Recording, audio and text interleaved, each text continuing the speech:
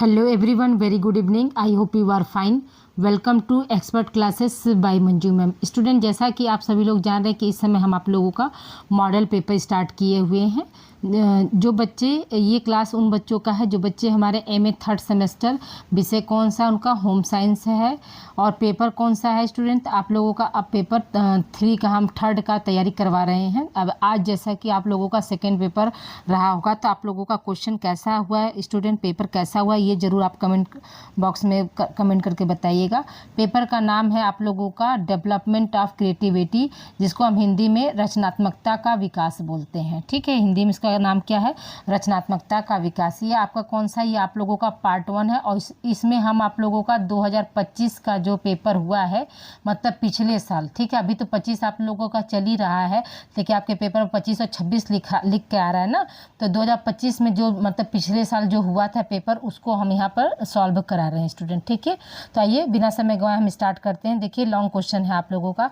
पहला क्वेश्चन है आप लोगों का कि सृजनात्मकता को परिभाषित करते हुए बालक के विकास में इसके महत्व को बताइए। तो देखिए, सृजनात्मकता अथवा विधायिकता, ठीक है, या तो हम सृजनात्मकता कहेंगे या इसी को विधायिकता भी बोलते हैं या इसी को रचनात्मकता भी बोलते हैं। ठीक है, का तात्पर्य किसी वैज्ञानिक विधि द्वारा कला की रचना से नहीं है, बल्कि रचनात्मकता की प्रवृत्ति प्रत्येक व्यक्ति में पाई जाती है। ठीक, ऐसा कोई व्यक्ति नहीं है या ऐसा कोई बालक नहीं है जिसके अंदर क्या हो, क्रिएटिविटी न पाया जा। सभी बच्चे में क्या होती है, सभी बच्चे में, सभी इंसान में या सभी व्यक्ति में क्या होती है, क्रिएटिविटी यानी सृजनात्मकता या रचनात्मकता जो है पाया जाता है। बस क्या है, उसको उभारने का जो है मौका मिलना चाहिए। ठीक है, सृजनात्मक शब्द अंग्रेजी के क्रिएटिविटी के पर्याय के रूप में प्रयुक्त होता है। यानी जो है सृजनात्मकता या रचनात्मकता को हम अंग्रेजी में क्या बोलते हैं, क्रिएटिविटी बोलते हैं। ठीक है, इसके समानांतर उत्पादकता शब्द का भी प्रयोग होता है। ठीक है, या तो फिर हम सृजनात्मक बोले या रचनात्मक बोले या फिर उत्पादकता शब्द का भी प्रयोग हम किसके लिए कर सकते हैं, सृजनात्मकता के लिए कर सकते हैं। ठीक है, डॉक्टर कामिल बुल्के ने क्रिएटिविटी शब्द के समानांतर क्या क्या शब्द दिए हैं, तो सृजनात्मक दिए हैं, रचनात्मक दिए हैं और सृजक बताए हैं। ठीक है, ये 3 शब्द जो है किसने बताया था, तो डॉक्टर कामिल बुल्के के द्वारा जो है क्रिएटिविटी का शब्द के लिए उन्होंने 3 शब्द बताया था, रचनात्मक, सृजनात्मक, रचनात्मक और सृजक। ओके, अब आइए देखिए हम सृजनात्मकता का परिभाषा देख लेते हैं या रचनात्मकता का परिभाषा देख लेते हैं। तो स्टेन के अनुसार जब किसी कार्य का परिणाम नवीन हो, ठीक है, यानी कोई भी काम हम कर रहे हैं और उसका रिजल्ट क्या हो रहा है, नया आ रहा है, जो किसी समय में समूह उपयोगी और मान्य हो, यानी किसी भी समूह के लिए क्या हो, वो मतलब उसका उपयोग हो सके और वो मान्य हो, तो वह कार्य क्या है, सृजनात्मक कार्य कहलाता है। ठीक है, वह कार्य क्या होता है, वह कार्य जो है सृजनात्मक कार्य कहलाता है। अब दूसरी परिभाषा हम देख लेते हैं क्रो एंड क्रो के अनुसार। तो सृजनात्मक मौलिक परिणाम को व्यक्त करने की क्या होती है, एक मानसिक प्रक्रिया होती है। तो सही बात है कि जो भी हम रचनात्मक कार्य को देखते हैं या सोचते हैं, कार्य करने की कला को, तो सब में क्या, सब हम मानसिक प्रक्रिया के जरिए ही कर रहे हैं ना। तो इसीलिए यहाँ पर कहा जा रहा है कि जो सृजनात्मक है उनका मौलिक परिणाम क्या होता है, तो वो मानसिक प्रक्रिया होती है। अब अगली परिभाषा देखते हैं जेम्स डेबर के अनुसार। तो उन्होंने क्या बताया कि सृजनात्मक मुख्यतः नवीन रचना या उत्पादन होती है। जो सृजनात्मकता होती है, जो क्रिएटिविटी होती है, वो क्या है, वो आपकी जो है मुख्यतः नवीन रचना या उत्पादन होती है। तो ये तीनों परिभाषा आप लोग अच्छे से याद कर लीजिएगा। ठीक है, तीनों में से कोई भी 2 परिभाषा आप लिख देंगे तो आप लोगों को जो है नंबर पूरा मिल जाएगा। अब आइए देखिए सृजनात्मकता का विकास कैसे होता है, उसके बारे में हम बात कर लेते हैं। तो देखिए, जो भी कुछ बतलाया उसमें समस्या के स्तरों को पहचानने का शिक्षण आवश्यक है। ठीक है, यानी जो भी आपको कुछ बताया जा रहा है तो उसमें क्या, वो समस्या कैसे, तो उसकी वो किस स्तर तक आप पहचान सकते हैं, ये आवश्यक होता है। बालक यह आवश्यक जान ले कि समस्या किस स्तर की है। ठीक है, बालक यह अवश्य जान ले, आवश्यक नहीं होगा यहाँ पर, अवश्य जान ले कि यह समस्या किस स्तर का है, तभी हम मान सकते हैं कि उसके अंदर क्या है, सृजनात्मकता का जो है विकास हो चुका है।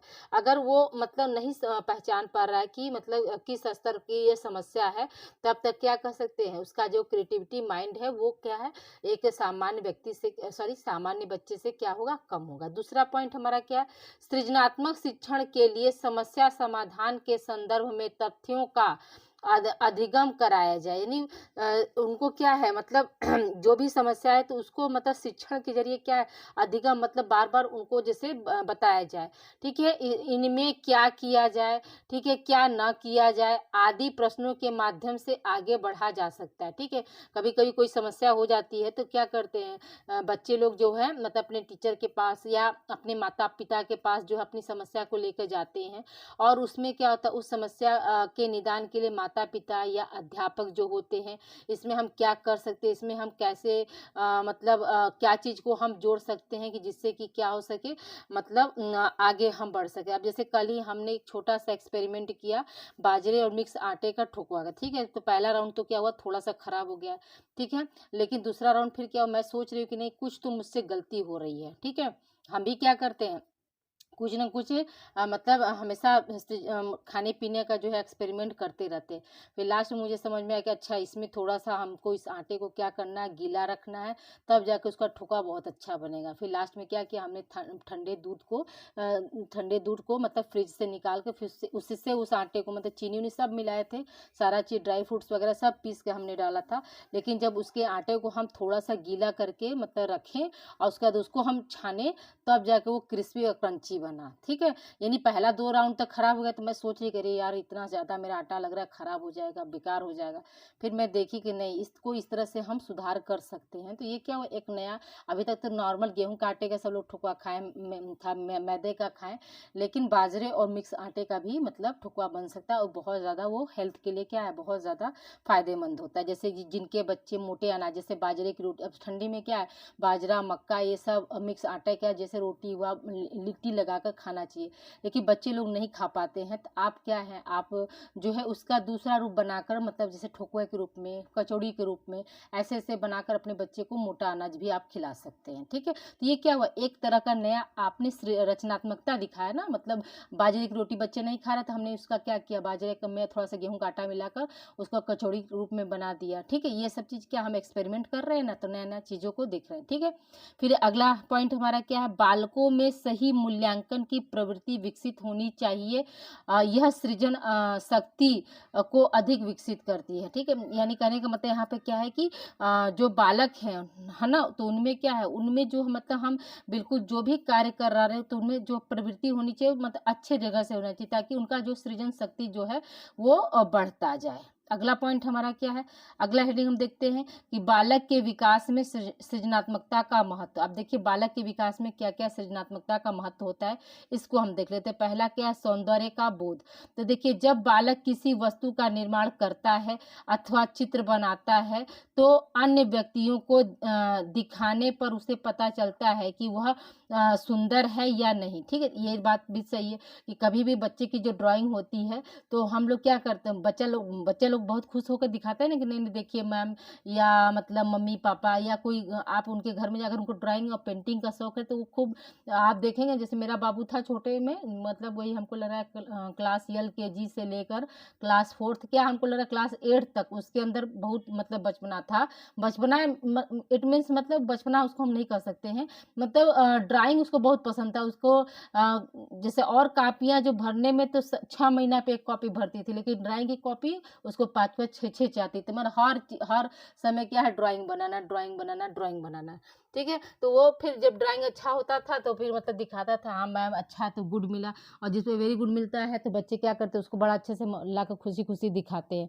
तो अब तो ड्राइंग जो होता है वो क्या बच्चे ने तो बना तो दिया लेकिन उसको जो है मतलब अच्छा है या खराब है तो ये क्या है दूसरे लोग जब उसको कहते हैं अच्छा है तब वो बच्चा सोचता है कि नहीं मैंने क्या किया अच्छा चीज़ को बनाया है। फिर क्या है जिस वस्तु या कला को अन्य व्यक्ति प्रशंसा करते हैं बालक उसे सुंदर समझता है इस प्रकार उसे सौंदर्य का बोध होता है, ठीक है? तो ऐसे वो समझते हैं कि नहीं इस तरह की मैं ड्राइंग बनाया या ये मैं ऐसे किया तो सब लोग मुझे सुंदर बोला क्यूटी पाई बोल रहा है तो मुझे क्या करना मुझे ऐसे ही तब उनको क्या होता है तब उनको जो है सौंदर्य का बोध होता है। ठीक है, दूसरे पॉइंट की ओर चलते हैं। दूसरा पॉइंट क्या है? सुख तथा संतोष की प्राप्ति।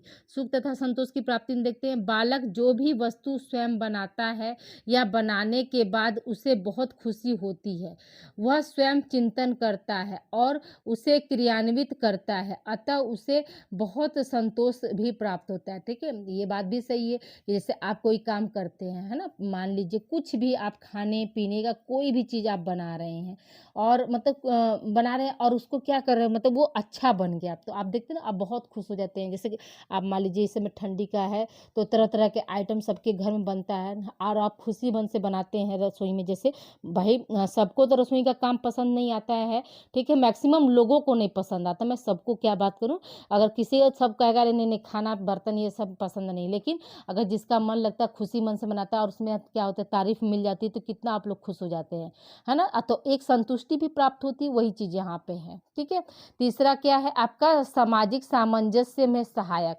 तो बालक अपने दोस्तों के साथ मिलकर सृजनात्मक कार्य करते हैं, उससे उनमें आपस में सामंजस्य की भावना आ जाती है। तो जो भी बच्चे हैं तो वो अपने आप को जैसे मिलजुल कर काम करते हैं तो उसमें क्या होता है, उसमें उनके अंदर जो है सामंजस्य यानी तालमेल बैठाने की जो है भावना क्या होती है, विकसित होती है। इससे क्या होता है, इससे उनका जो सोशल डेवलपमेंट है वो बहुत अच्छा हो जाता है। इसलिए छोटे बच्चों को जैसे पास पड़ोस के बच्चों के साथ खेलना सिखाया जाता है। पास पड़ोस बच्चों के साथ जैसे कोई सामाजिक कार्य हो रहा है, जैसे मान लीजिए किसी के यहाँ शादी पड़ गया, विवाह पड़ गया या कोई छोटा फंक्शन हो गया, तो वहाँ पे क्या, वहाँ पे उस छोटे बच्चों को मतलब देखते हैं ना बच्चे, आप देखते होंगे आप लोग अपने घरों में ही कि उनको पानी पिलाने का बड़ा शौक रहता है, आधा अपने ऊपर गिराएंगे आधा लेके जाएंगे। तो इससे क्या हुआ, तो वो मतलब जुड़े, ठीक है, तो काम करने में इंजॉय करते रहते हैं। फिर क्या है आपका? संवेगों का प्रदर्शन। चौथा क्या है आपका? संवेगों का प्रदर्शन। तो सृजन के द्वारा बालक अपने संवेगों को प्रदर्शित कर सकता है। जैसे खुशी में वह अच्छा चित्र और वस्तु बनाएगा और गुस्से में क्या होगा, वो अच्छा नहीं बनाएगा। तो जाहिर सी बात है कि अगर आप ये चीज़ तो आपके ऊपर भी, बालक के ऊपर क्या, ये हम सभी ह्यूमन बींग्स के ऊपर लागू होता है कि अगर हम खुश हैं तो हम क्या करें, किसी भी काम को बहुत अच्छे से करेंगे। अगर हम नाराज़ हैं तो अच्छा काम भी क्या करते हैं, हम लोग बिगाड़ देते हैं। जैसे गुस्से में अगर जैसे खाना बनाने जा रहे तो नमक तेज कर देंगे या सब्जी जला देंगे, रोटी जला जला बना कर रख देते हैं। तो ये चीज़ें नहीं करनी चाहिए, ठीक है ना, नहीं करनी चाहिए। क्यों नहीं करनी चाहिए? क्योंकि वो रसोई जो है आपके घर के लोग के साथ साथ आप खुद भी उसको खाओगे ना, तो जो हमारी निगेटिव एनर्जी होती है वो क्या होती है, हमारे भोजन में प्रवेश कर जाती है और जिससे क्या होता है, हमारे घर के किसी भी मेंबर का स्वास्थ्य बिगड़ सकता है, इवन आपका खुद का बिगड़ सकता है। तो इसलिए कभी भी जैसे किचन में आप जाइए, किचन का कोई भी काम करिए खाना से संबंधित जो है, आप उस समय क्या है, क्रोध में होकर कोई काम, उस खाने वाले काम को मत करिए, क्योंकि वही खाना जो है आप भी खा रहे हैं और आपके फैमिली मेंबर भी खा रहे हैं। ठीक है, अगला पॉइंट हमारा क्या है? अनुशासन का विकास करना। अनुशासन का विकास करने में हम देखते हैं कि अगर बालक अन्य बालकों के साथ मिलकर निर्माण कार्य करता है तो उनकी बात भी सुनता है और मानता है ना। ये चीज़ भी हम देखते हैं कि अगर कोई बालक, जैसे हम ही लोग हैं, बालक की बात आप ही लोग हो, मेरे स्टूडेंट बहुत सारे बच्चे हो जिसको मैं कॉलेज में भी ऑफलाइन भी पढ़ाती हूँ, बहुत से बच्चे जो है ऑनलाइन भी पढ़ रहे हैं। तो आप लोग देखते हैं ना कि जब आप लोग, जैसे मैंने कह दिया कि नहीं बेटा, जैसे आप हो सकता है कि आपके दोस्त तक मेरी वीडियो ना पहुंचे, उसको सब्सक्राइब करने नहीं आया, तो आप क्या करिए, आप उसको ये वीडियो शेयर कर दी, तो वो फिर से आपने शेयर किया, फिर उसने शेयर किया, तो आप क्या मिलजुल के ये काम कर रहे हैं ना। तो अब यहाँ पे क्या होगा, एक आपका डिसिप्लिन और मैनर भी, मतलब मोरल मैनर का भी जो है डेवलपमेंट होगा कि हम क्या है, हम किसी की बातों को सुन रहे हैं और साथ ही साथ क्या, और उनकी बातों को मान भी रहे हैं। ठीक है, फिर क्या है, जितने समय बालक रचना करता है उतने समय वह व्यस्त रहता है, इस समय वह स्वयं को अनुशासन में ही रखता है। ठीक है, रहता है, सॉरी। तो यहाँ पर कहने का मतलब क्या है कि कोई भी बच्चा जितने समय जैसे मतलब अपने आप को व्यस्त रख रहा है तो उतने समय के लिए क्या है, वो अनुशासन में ही रहता है। जैसे आप स्कूल में या कॉलेज में जाते हैं, 2 घंटा या 2.5 घंटा आपको पढ़ना है तो आप बिल्कुल डिसिप्लिन और मैनर में रहेंगे, लेकिन जैसे ही कॉलेज से आप छूटते हैं, आपकी पर्सनल लाइफ शुरू हो जाती है, तो उसमें क्या है, हंसी मजाक कुछ भी, मतलब थोड़ा बहुत अप्स एंड डाउन क्या होता है, आप लोगों का लगा रहता है। ठीक है, अब आइए अगले प्रश्न की ओर बढ़ते हैं। अगला प्रश्न हमारा क्या है, रुचि से आप क्या समझते हैं और रुचियां कितने प्रकार की होती हैं। ठीक है, तो रुचि से आप क्या समझते हैं और उनके प्रकार बताइए, प्रश्न आपका ये पूछ रहा है। तो देखिए, रुचि एक प्रकार का मनोवैज्ञानिक भाव है। कुछ वस्तुएं विचार हमारे लिए दूसरे विचारों और वस्तुओं से अधिक महत्वपूर्ण होती हैं। ठीक है, रुचि जो है कैसा है, एक मनोवैज्ञानिक भाव होता है। ठीक है, क्या है ये, एक मनोवैज्ञानिक भाव होता है। इसमें क्या है, कुछ वस्तुएं जो होती हैं, जैसे कि मान लीजिए हमको आपकी पसंद जो आपकी रुचि जैसे पेंटिंग करने में, ठीक है, और मेरी रुचि क्या है, कुकिंग में। तो हम जो आप क्या है, आप कुकिंग से ज़्यादा क्या होगा, आप पेंटिंग में ज़्यादा रुचि दिखाएंगे, और मैं क्या करूँगी, मुझे जो है ड्राइंग से ज़्यादा क्या होगा, कुकिंग में रुचि हुआ। तो ये जो कुकिंग है वो मेरे लिए महत्वपूर्ण है, और ड्राइंग क्या होगा, आपके लिए महत्वपूर्ण होगा अदर कामों की अपेक्षा। ठीक है, क्योंकि उसमें क्या है, हमारी रुचि लग रही है। ठीक है, हमें उनसे तुलनात्मक रूप से अधिक लगाव हुआ था। मैंने बताया ना कि अगर मेरा मन जैसे खाना बनाने में है, तो मैं खाना बहुत अच्छा, और मेरा उसमें बहुत मन लगेगा। हाँ, और अगर अगर मुझे ड्राइंग नहीं पसंद है, ड्राइंग में मेरी मेरी रुचि नहीं है, तो उसमें क्या होगा, मेरा मन नहीं लगेगा। ओके, फिर क्या है, इस लगाव को ही हम क्या रुचि कहते हैं। ठीक है, इस लगाव को ही हम क्या कहते हैं, रुचि कहते हैं। क्रो एंड क्रो ने रुचि को परिभाषित करते हुए लिखा है, रुचि वह प्रेरक शक्ति है जो हमें किसी व्यक्ति, वस्तु या क्रिया के प्रति ध्यान देने के लिए जो है प्रेरित करती है। रुचि क्या है, रुचि एक तरह का जो है प्रेरक शक्ति है, जो क्या करती है, हमें किसी व्यक्ति, वस्तु या क्रिया के प्रति ध्यान देने के लिए जो है प्रेरित करती है कि नहीं, आपको ये काम करना चाहिए। ठीक, ओके। अब आइए देखिए, हम आगे बात करते हैं। मानवीय व्यवहार का मार्गदर्शन करने में रुचि का महत्वपूर्ण स्थान होता है। मानवीय व्यवहार यानी जो ह्यूमन बिहेवियर होता है, उसका मार्गदर्शन जो है, मार्गदर्शन में किसका महत्वपूर्ण स्थान होता है, तो आपका रुचि का। यह मानवीय व्यक्तित्व को गतिशील प्रणाली है, यह मानवीय व्यक्तित्व की गतिशील प्रणाली है। इसमें क्या होता है, हमेशा मूवमेंट होता रहता है। रुचियों का शिक्षा में भी बहुत महत्वपूर्ण स्थान है। सही बात है, जिसका अगर पढ़ने में मन नहीं लगे, उसको आप पूरी फैसिलिटी दे दीजिए, लेकिन अगर उसको पढ़ने में मन नहीं है तो वो पढ़ नहीं सकता है। ओके, फिर क्या, किसी भी विषय में रुचि का अभाव होने पर उसका ज्ञान अर्जन करना आसान नहीं होगा। अगर आपका जैसे उस विषय में रुचि नहीं है, अभाव है, तो आप क्या उस विषय के पूरी अच्छी तरीके से क्या है, आप ज्ञाता नहीं बन सकते हैं। ओके, आगे देखते हैं हम रुचियों के प्रकार। रुचियों के प्रकार क्या होते हैं, तो रुचियां जो होती हैं वो आपकी दो प्रकार की होती है। कौन कौन सी, तो एक होती है जन्मजात रुचियां, और दूसरा कौन होती है, अर्जित रुचियां। जन्मजात रुचियों का मतलब क्या हुआ, कि जो हमें जन्म से मिलती हैं, और अर्जित रुचियां का मतलब क्या हुआ, कि जिसको हम ग्रहण करते हैं। अर्जित का मतलब क्या हुआ, जिसको हम ग्रहण करते हैं, जैसे आपके आदत हो गए, मनोभाव हो गए, आचरण हो गए, आदर्श हो गए, ये सब चीज़ क्या है, ये सब चीज़ हम ग्रहण कर रहे हैं, तो इसलिए ये हमारी अर्जित रुचियां हो गई। अब आइए देखिए, हम जन्मजात रुचियों को देखते हैं। तो जन्मजात रुचियां क्या है, तो मानव स्वभाव में जो रुचि स्वाभाविक रूप से विद्यमान होती है, होती है, जैसे आपका खान पान है, कार्य है, क्रीड़ा मतलब खेल कूद आदि की रुचि जो होती है, वह जन्मजात रुचि कहलाती है। मूल प्रवृत्तियां तथा सामान्य प्रवृत्तियां सम्मिलित रूप से क्रियाशील होकर विशिष्ट वस्तुओं में रुचि उत्पन्न करती हैं। तो देखिए, मूल प्रवृत्तियां और सामान्य प्रवृत्तियां ये क्या करती हैं, ये दोनों क्रियाशील होकर यानी एक्टिव होकर जो है विशिष्ट प्रकार की जो रुचि उत्पन्न करती है। जैसे हम समझते हैं, जैसे क्या, माँ अपने पुत्र में, ठीक है, माँ क्या है, अपने पुत्र में, बिल्ली क्या है, चूहे में, और खरगोश क्या है, कुत्ता क्या, खरगोश को पकड़ने में रुचि रखता है। माँ अपने पुत्र को जैसे ध्यान देती है, ध्यान रखने में, पकड़ कर ध्यान देना, रखना। जो बिल्ली होती है वो क्या है, चूहे पर घात लगाई रहती है, घात लगा बैठी कि कब वो चूहा को हम पकड़ लें, खा जाएं, उसको अपना भोजन बना ले। और कुत्ता क्या, खरगोश को पकड़ने के लिए पूरी जी जान से जो है दौड़ता है। तो ये सब क्या है, ये सब हमारी क्या है, जन्मजात रुचियां, यानी इसको हम ग्रहण जैसे माँ है, माँ को क्या अपने बच्चे से लगाव है, तो वो मतलब हमेशा जब तक जीवित रहेगी तब तक अपने बच्चे को क्या करेगी, ध्यान रखेगी, उसको प्रोटेक्ट करने की कोशिश करेगी। ठीक है, तो ये सब क्या, ये सब हमारी जो है जन्मजात रुचियां है।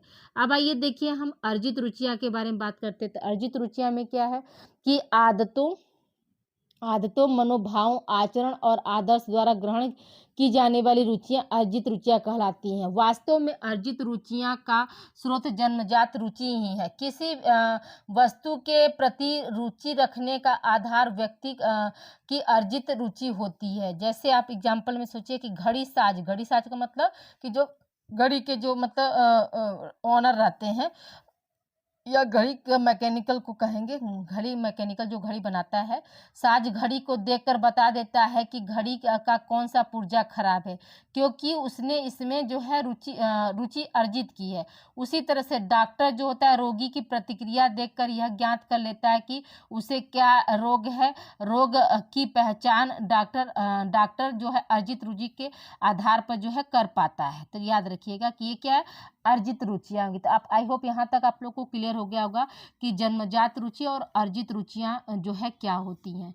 अब आइए देखिए अगले प्रश्न की ओर बढ़ते हैं। अगला प्रश्न हमारा क्या है कि अगला प्रश्न है आपका कि सृजनात्मकता के विभिन्न सहायक तत्वों की विवेचना कीजिए। तो देखिए यहाँ पे क्या है कि सृजन का आधार चिंतन है। यदि यह प्रश्न करें कि एक और एक कितने होते हैं, तो इसका सीधा उत्तर में चिंतन सरल और यांत्रिक होगा। ठीक है। दूसरे प्रकार का चिंतन भिन्नता लिए होता है, इसमें सोचने के पर्याप्त अवसर रहते हैं। विकास में सृजनात्मक एक महत्वपूर्ण तत्व है। सभी बालकों के लिए यह एक महत्वपूर्ण तत्व है। सृजनात्मक का स्तर प्रत्येक बालक के लिए भिन्न हो सकता है। छात्रों को सृजन का अवसर मिलना चाहिए। सृजनात्मकता के अवसर कक्षागत परिस्थितियों में क्या है दिया जाता है। तो देखिए सृजनात्मकता क्या होता है, तो याद रखिएगा कि सृजन का आधार, यानी कोई काम का हम सृजन करते हैं, नवीनीकरण करते हैं, तो ये सब कुछ क्या होता है आपका चिंतन के ऊपर ही होता है। आप मनन कर रहे हैं, चिंतन कर रहे हैं, तभी आप जो है नए नए चीज़ों को एक्सपेरिमेंट आप कर सकते हैं। अगर आप चिंतन नहीं कर रहे हैं, मनन नहीं कर रहे हैं, तो आप कोई भी चीज़ों में मतलब कोई बदलाव आप नहीं ला सकते हैं। ओके। अब आइए देखिए हम बात करते हैं सृजनात्मकता को पहचानने हेतु गिलफोर्ड ने तत्व दिए। कौन कौन से तत्व दिए हैं, तो ये देखिए गिलफोर्ड के द्वारा जो है सृजनात्मकता के सहायक तत्व कौन कौन से हैं। तो पहला देखिए सहायक तत्व क्या है आपका, तात्कालिक स्थिति से परे जाने की योग्यता, यानी वर्तमान में जो स्थिति है, लोग जो सोच रहे उससे परे, मतलब उससे कहीं हट कर आप जो सोचते हैं उसकी योग्यता रखते हैं, तो ये भी आपका क्या है, आपका सृजनात्मकता का सहायक तत्व है। देखिए इसमें क्या है, जो बालक तात्कालिक संदर्भ एवं परिस्थितियों के आधार पर उससे भी आगे जाकर चिंतन मनन और अभिव्यक्त करते हैं, उनमें सृजनात्मकता के लक्षण जो है पाए जाते हैं। ठीक है। यानी जो भी स्थिति भी आई और उससे क्या हुआ, वो दूर हटकर सोच रहे हैं, उससे दूर हटकर मनन कर रहे हैं, उससे दूर हटकर जो है मतलब कुछ अलग करने की कोशिश कर रहे हैं, तो उस बालक में क्या है, मतलब सृजनात्मकता के जो है लक्षण जो है भरपूर मात्रा में है। अब आइए देखिए दूसरा हमारा क्या है,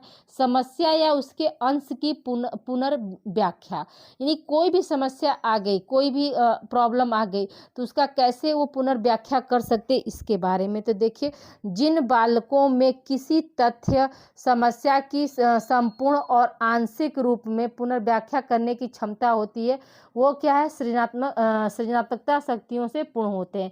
यानी कोई ऐसा बच्चा जो क्या है किसी भी समस्या को मतलब दोबारा से वो मतलब एक्सप्लेन कर सके, उसका जो है समाधान ढूंढ सके, तो वैसे बच्चे में हम क्या कहेंगे कि सृजनात्मकता की शक्तियाँ जो उसमें भरपूर हैं।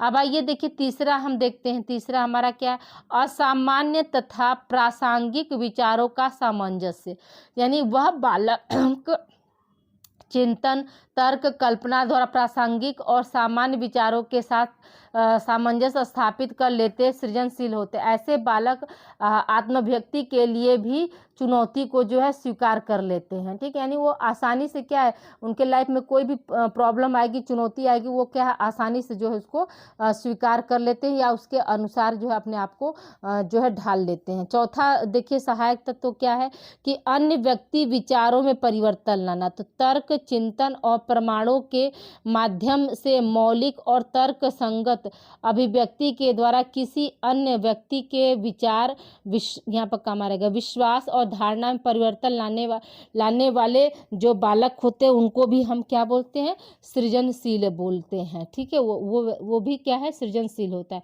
देखिए ये गिलफोर्ड के अनुसार जो है सहायक तत्व जो है आपके 4 है स्टूडेंट। ठीक है, तो इसको आप लोग अच्छे से देख लीजिएगा क्योंकि ये लास्ट ईयर में ये क्वेश्चन जो है आया हुआ है कि सृजनात्मकता के सहायक तत्वों की विवेचना कीजिए। तो ये 4 तत्व जो है गिलफोर्ड के द्वारा जो है दिए गए थे। तो और रुचियाँ कितने तरह की होती है ये सब हम आप लोगों को बता दिए। तो आज के लिए इतना ही स्टूडेंट, क्योंकि आज जो है परीक्षा ड्यूटी थी तो इसकी वजह से समय नहीं मिल पाया, तो मैं 3 ही क्वेश्चन लेके आई, लेकिन ये आपकी एग्जामिनेशन के पॉइंट ऑफ व्यू से मोस्ट इंपॉर्टेंट है।